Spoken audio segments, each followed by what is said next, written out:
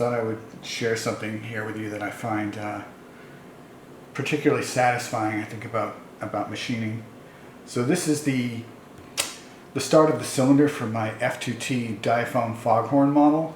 And this is actually not the piston. This is a piston-shaped piece which is going to serve as a mandrel for holding this for further machining. But this is made to a slip fit, which I think is the satisfying part here. So I'll just let you see what happens when I put this in.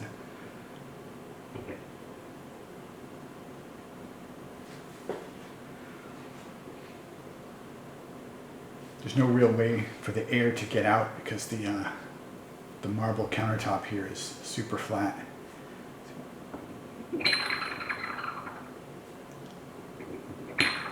Yeah, that never gets old.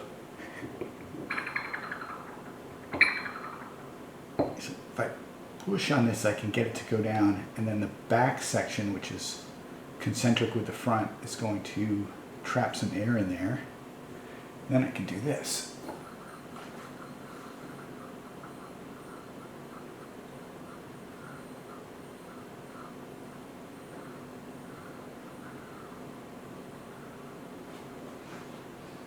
Fun with bearing bronze.